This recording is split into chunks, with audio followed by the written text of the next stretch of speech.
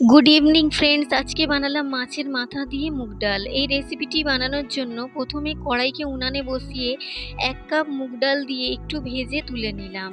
তারপর মুগ ডাল ভাজাটা ধুয়ে জল ঝরিয়ে একটি কুকারে পরিমাণ মতো জল ও হাফ চামচ হলুদ গুঁড়ো দিয়ে সিদ্ধ করে নিলাম।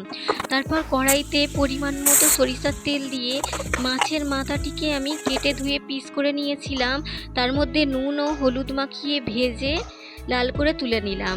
তারপর ওই মাছ ভাজা তেলটিতে 1 চামচ তেল দিয়ে হাফ চামচ কাঁচা জিরে ফোড়ন দিলাম।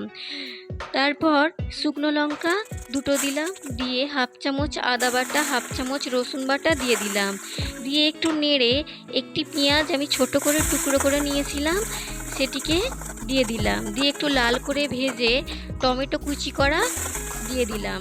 দিয়ে তার মধ্যে হাফ চামচ করে হলুদ গুঁড়ো ও নুন দিয়ে দিলাম। দিয়ে মশলাটিকে একটু কষে মাছের মাথাটিকে দিয়ে দিলাম। দিয়ে তারপর একটু কষে সিদ্ধ করা মুগ ডালটিকে দিয়ে দিলাম। দিয়ে একটু নেড়ে তার মধ্যে ছোট চামচের হাফ চামচ গরম মশলার গুঁড়ো ও 1 চামচ ঘি দিয়ে ফুটিয়ে নামিয়ে নিলাম। বন্ধুরা, ভালো লেগে থাকলে লাইক, কমেন্ট, শেয়ার করবেন এবং ফলো দিয়ে পাশে থাকবেন। Thank you.